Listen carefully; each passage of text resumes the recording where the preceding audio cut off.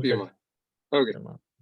thank you. بسم الله الرحمن الرحيم الحمد لله رب العالمين والصلاة والسلام على محمد وأهل بيته الطيبين الطاهرين اللهم صل على محمد وآل محمد وعجل فرجهم. So we left off talking about Nabi Isa alayhi salam and about his advice to his disciples about whose company that we should keep, who should we be friends with. And he replied, he whose outward aspect reminds you of Allah, whose speech increases your knowledge, and whose actions make you desirous of the hereafter. So when we look at our associates or our friends, these are the ones that we should be surrounding ourselves with, the ones who have these type of characteristics. They asked him also, what is the severest or the worst, of all things? He said, this severest of all things is Allah's anger. They replied, or they asked, how can we safeguard ourselves against Allah's anger? He said, by not getting angry. They said, what is the root cause of anger then? So we can stay away from it. He replied that you think yourself better than others. You feel the need to dominate over everyone else, and you look upon them with ridicule or mockery.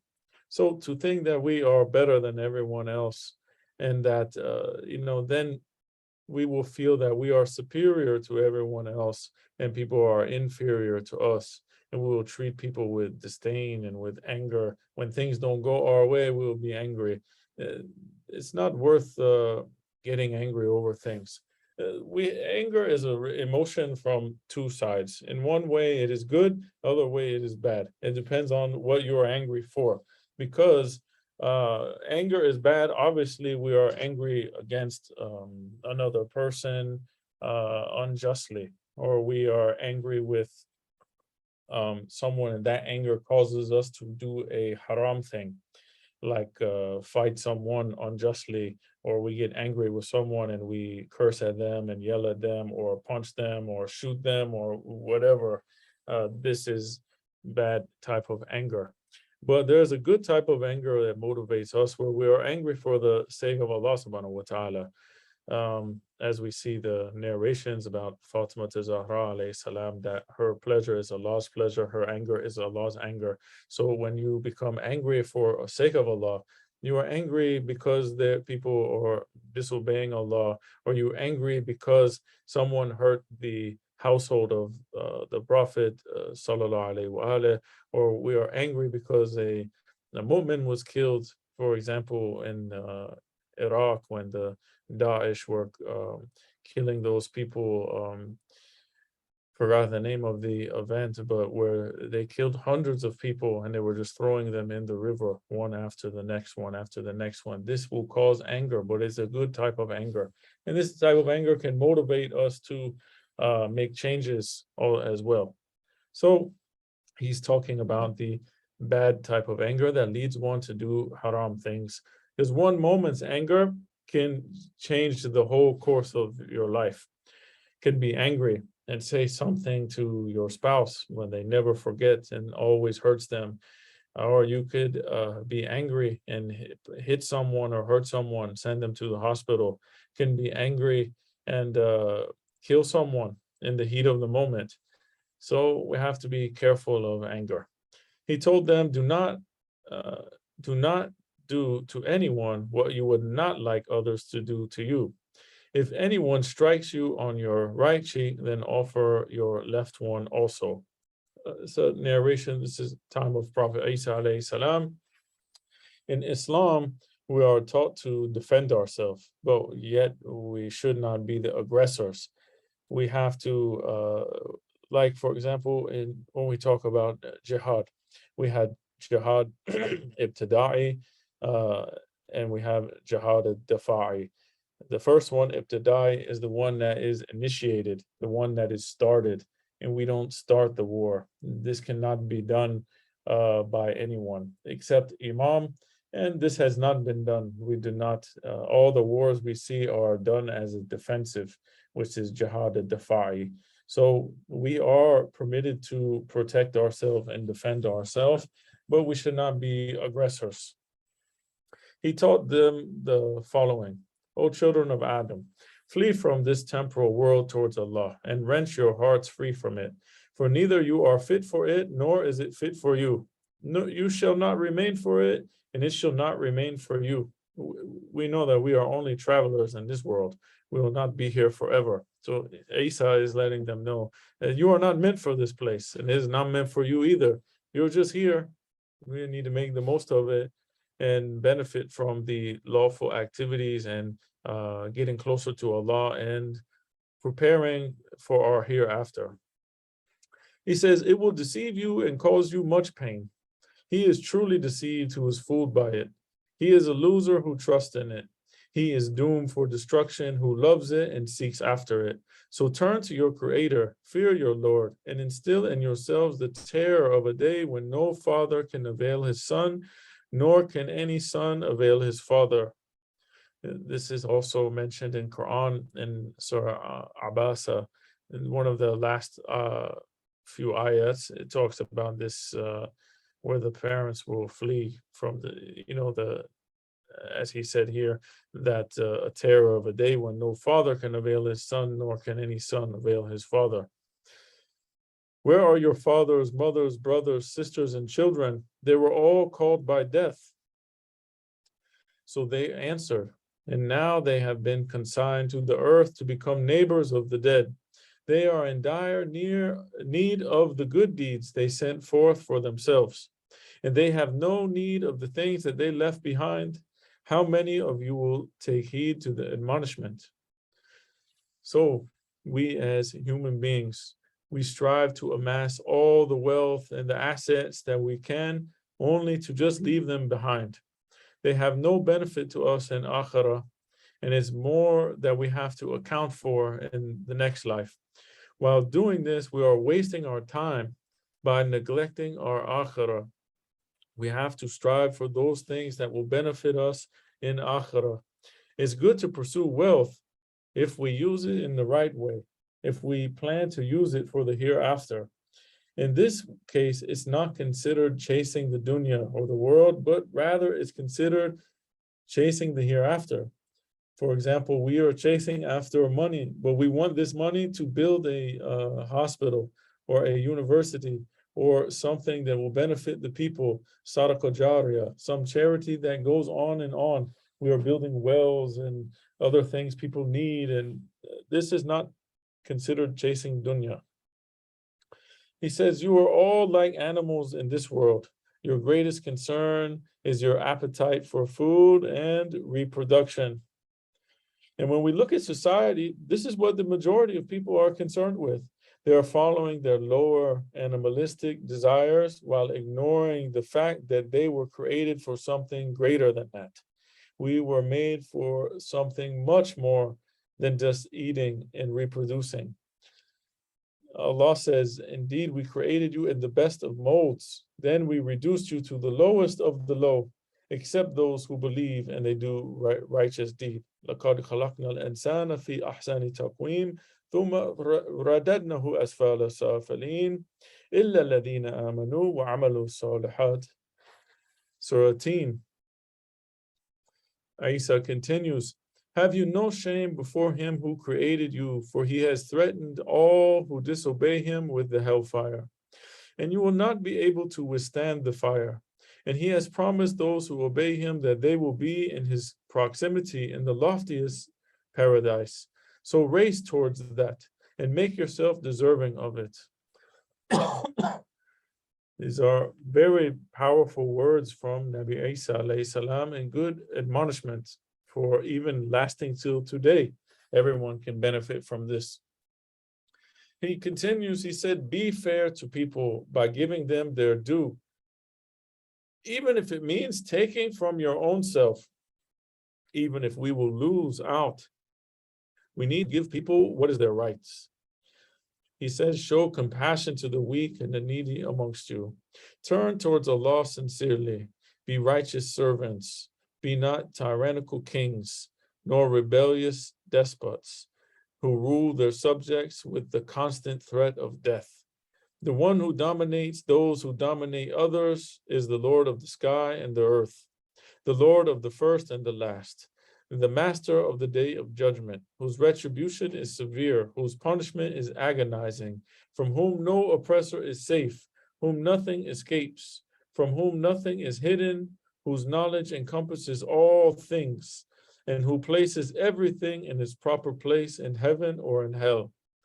He is calling us to think about the one who is over us, who sees all of our actions, who will judge us according to our actions and allot our place, whether in Jannah or in Nar, in hellfire. He says, O weak son of Adam, where do you flee from him who seeks you out in the darkness of night, in the glare of day, in any state in which you find yourself? I have herein conveyed my admonishment. He who heeds it shall succeed. In one other gathering, he taught, he said, Ya Bani Israel, do not share wisdom with the foolish, lest you wrong it. You oppress the wisdom. And do not withhold it from those who seek it, lest you wrong them. They are in the pursuit of it, and you may hold something back from which they could benefit from it, and they really want to obtain it. Imam Rida alayhi salam says, if the men of knowledge present their knowledge to the ignorant people, they have spoiled it. By ignorant people, we have two types of ignorance. We have Jahl Basit and Jahl Murakkab. So the first one is simple ignorance, which means the person just doesn't know. And they admit that they don't know and they want to know. They are okay with knowing, they want to know. Then the second type is compound ignorance, where the person, they don't know, but they think they know. They think they know everything, but they don't know the first bit of it. And we have, all of us have known someone like this, that they know everything about the subject, but in reality, they honestly don't know anything about it. So when we say that we present our knowledge to the ignorant and we have spoiled it, is this type of people. Those who don't care about the knowledge, they don't want to know about the knowledge. They are happy being ignorant, and they even, maybe they think that they know. We should not, what benefit of us wasting our time talking to someone who doesn't want to receive the admonishment and doesn't want to receive the advice, and debating with them and arguing with them when they don't want to know in the first place. I can see if you're doing your duty, you feel, by just telling them. But to put too much effort into that and doing this is, my opinion, is rather pointless. Should spend the time giving it to the one who wants to know, who is interested to know, who's eager to know, who will take the knowledge and benefit from that. Once Isa alayhi salam exhorted the disciples to fast for 30 days, and he promised them that they could ask anything of Allah and he would give it to them. When they had finished the fast, they came to Isa and they said, when we work for people and we fulfill our task for them, they feed us. So we ask you, Ya Isa ibn Maryam, can your Lord send down us a tray full with food from the Jannah? So he warned them and said, fear Allah if you are truly believers. Of course, he knew that they were believers. They were the best of his followers. They were tried and tested. However, they had misspoken, asking if Allah, if he could send down a tray. For the disciples of a prophet, such a question raised some sort of doubt in the power of Allah, and he felt that he should teach them a lesson. We shouldn't say like, is it possible for Allah to do this? Because all things are possible for Allah subhanahu wa ta'ala. So they fixed their intention and reworded their statement and said, we want to eat from it.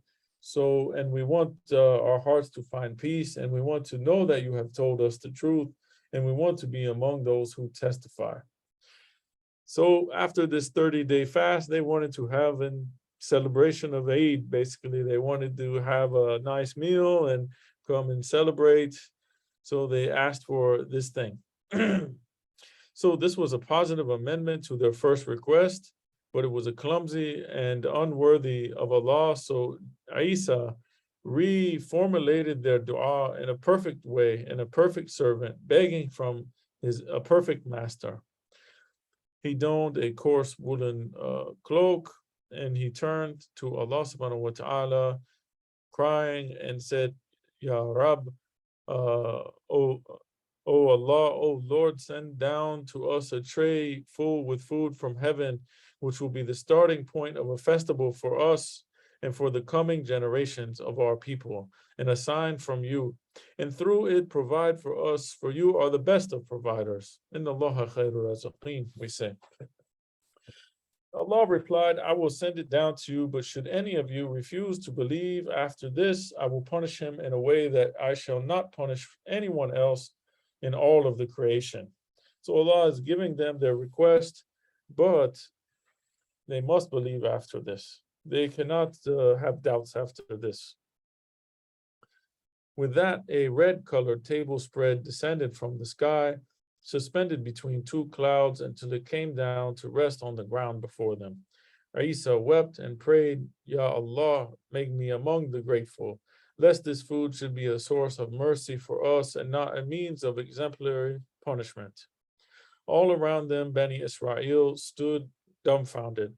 They have never seen anything like this before, or any food that smelled like this, any type of food like this. So Isa performed the wudu, his ablution, and he prayed. Then he lifted the veil that covered the food as he recited, Bismillah, in the name of Allah, the best of providers. It was a single roasted fish, one fish. It had been scaled and its oils seeped out of it in streams. Near its head there was salt for seasoning, and near its tail there was vinegar. And it was garnished all around with different type of herbs and greens. Along with the fish, there were 5 loaves of bread. One was topped with olive oil, another with honey, another with butter, another with cheese, and the last one had bits of dried salted meat. Isa told his disciples not to eat of any of it until he had given the word. One of them thought he saw another steal a bite, and he told Isa. Isa confronted the accused man and asked him if he was guilty of eating before he was given permission. And he said that he was not. So when his accuser insisted that he had seen him with his own eyes, Isa told him something. He said, believe your brother over your eyes. So to give him this, maybe you didn't see it. If he testifies and said he didn't do it, maybe you saw something different than what you thought you saw, to give excuse for your brother. So Simon Peter asked, Ya Ruh Allah, is this food of this world or of the next world? Isa said, what you see is not either from this dunya or the akhirah. Isa replied, rather, it's something that Allah has created through his infinite power. Eat now of what you have requested, and Allah will give you strength and bounty out of his grace. So it's something that Allah created. Some of the disciples asked, would you show us another miracle within this miracle? So Isa addressed the fish, and he said, fish, come to life, bi'idhnillah. The fish started jerking, and its scales and fins were returned to it, and the disciples were frightened to see their dinner started flopping in front of them. I mean, imagine, for example, you're about to eat your fish fillet sandwich, and then your sandwich just comes to life and starts moving around and flopping on your plate. It will scare you, and you probably get up and you run away, and you never eat fish fillet ever again after that. So their fish started flopping on their table, and Isa asked them, why did you ask for something that has shocked you, when you get it? I honestly fear for your salvation. So he addressed the fish again and said, fish, return to your former state, bi'idhnillah, and the fish returned to its former state. The disciples said, Ya Ruh Allah, you should be the first to eat of this. We will only eat after you. I don't know if they wanted to be respectful and have the Prophet eat before them, or either they were terrified that this fish was just flopping a minute ago and they want to poke it with the fork a few times and make sure it's actually dead. But either way, they said, we want you to eat first. So Isa said, Allah forbid that I eat from it. Those who asked for it, they should eat from it first. So at hearing this, some of the disciples, they were hesitant. So Isa called on all the poor and the crippled and the sick and those who were afflicted with trials and calamities. And he told them, eat all together. May it bring you well-being, and may it bring those who refuse it hardship. When all was done, 1,300 men and women had eaten from this fish and from this bread all the way to their fill. Subhanallah. One of the miracles of Prophet Isa alayhi salam. When Isa looked at the fish, it was as it had just appeared just like it was when it came down from the heavens. The table spread rose until it disappeared as mysteriously as it had appeared. On that day, every cripple who ate the fish was cured. Every sick person's health was restored. Every poor person was relieved of his poverty, and they remained like that until they died. Subhanallah. Those among the disciples who had hesitated felt deeply remorseful, and they did tawbah. They repented. For 40 days, on alternate days, the spread would descend at noon. So it kept coming. The rich and the poor, the old and the young would crowd around it, and they would eat from it. Isa saw the chaos, so he organized them and let them eat by turns. By evening, as the shadows became long, it would rise up again and disappear. After some time, Allah commanded Isa to restrict the spread to the poor. The rich didn't like this. They wanted to eat of it too. They said, how come the poor people get to eat this good food and I don't get to eat it? So they began to doubt to spread doubt amongst other people. So Allah reminded them through Isa of the ultimatum he had issued when he first sent down the spread.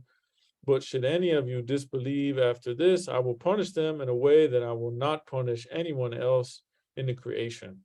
Despite having seen this, even eaten from this food, Allah's miraculous provisions that he provided, 330 people persisted in their shubuhat, their doubts. Isa prayed for the la'na on these people, the damnation or curse on them. For the first and the last time in the history of humankind, Allah punished the people by transforming them into swine. They wallowed in the streets for 3 days after eating waste, and then they died. This was their punishment. As we see in Quran, that those who broke the Sabbath were turned into apes or monkeys, and those who did this, they rejected and they had doubts about the Isa after this, were changed into swine. This is mentioned in Tafsir Majma'ul Bayan on about the verse Surah Ma'adah ayat 115. So once he and his disciples were passing through a community where the people were singing in celebration. When he asked what was happening, Isa told them that they were celebrating a wedding. So he said, today they will sing, but tomorrow they will cry. So his disciples explained to him that he said, asked him to explain what he said. Their matriarch is going to die this very night. The next day they asked about the matriarch and found that she was still very much alive.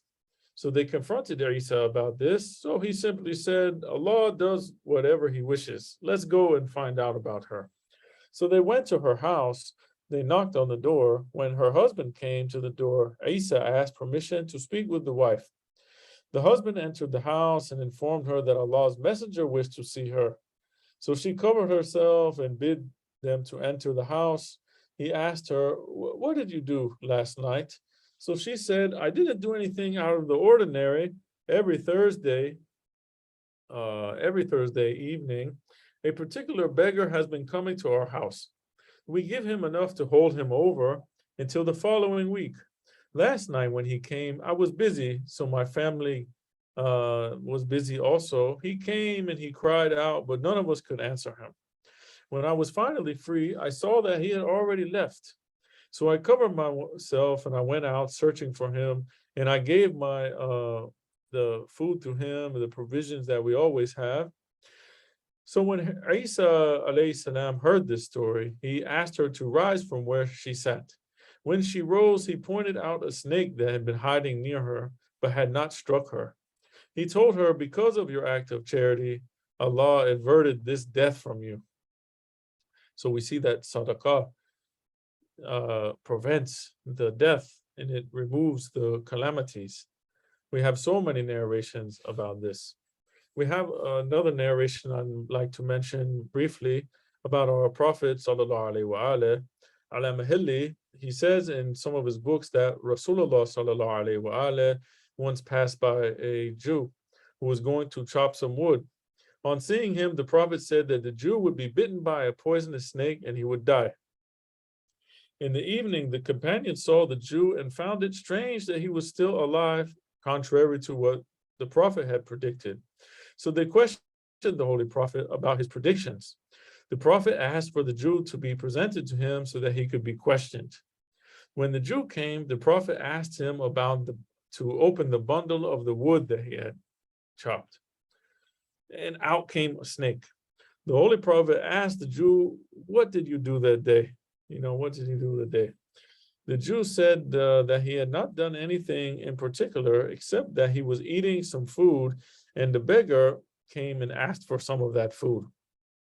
So he gave him one of the two cakes he had without any hesitation to the beggar. The Prophet then said that the Jew had been destined to die, but for that charity which he had given to that person, the charity removes 70 types of evils, and one of them was death. So the Jew accepted Islam. And we see that charity increases your good deeds and it also increases our lifespan. So this is something we call bada, a good example of bada. Both of these examples, these stories. And bada is the apparent situation in regards to something that might seem one way, but then something happens that changes this outcome. As the Imam, for example, Imam Sadiq alayhi salam, he said about his son Ismail, it appeared clear to people that his son would be the Imam after him, but his son actually died before him. And we have a book mentioned in Quran that is, it's a book that in one of the verses it refers to, it's called Kitab al-Mahwa wa Ithbat, which means the book of erasing and confirming. And this book contains the things that would happen in the future and are subject to change. The prophets or the imams, they may look at this book and they see the outcome to be one way, but then for some reason, bada happens and the outcome is changed to a different one. So we see many cases of bada in the life of the prophets and the imams, such as what story we mentioned with Nabi Isa alayhi salam, story of Yunus, is people being punished, but they removed the punishment due to their tawbah, story of Ibrahim and Ismail alayhi salam, where we just celebrated of Eid al-Adha, and Imam Sadiq alayhi salam with, in the case of his son Ismail. These are just to name some of them. So we see how things seem to be one way, but something happened which changed the outcome of those things to something else. And this is what we have in Shia Islam. One of the things that we believe in is called bada. So this is a good explanation and good story to remember, to understand about bada. And we see that things could seem one way, but sadaqah can change things. So we should always try to give sadaqah when we can. And it can avert many calamities, many diseases, many sicknesses, many tragedies, maybe many accidents, even prolong our lifespan and prevent death from coming to us early if we give sadaqah. So it's good to give this regularly. Either sign up to some organization and donate monthly, and or we can give it day by day, or give it for the month at one time, and say this is for this month of sadaqah. For example, someone gives $30 or 30, and said this is for dollar for each day of this month. In any case, it's always good to give sadaqah. And if you don't have money, you can also give sadaqah without having money. Someone may say, well, I'm poor, how can I give sadaqah? I'm the one who needs sadaqah, for example. But they can do acts of worship, such as reading Quran, and dedicate the thawab of that Quran to one of their deceased relatives, or dedicate the thawab to one of the imams or prophet, sallallahu alaihi wa. Or they could do 2 rakat salat and dedicate the thawab to prophet or imams, or the mothers of the imams, for example, Sayyidah Fatima Zahra, Sayyidah Narjis, or for example, al-Banin, mother of Abbas, alayhi salam. So all of these we could do as act of charity as well. So we'll end here. Inshallah, we'll pick up in the next week. Sallu ala Muhammad wa ala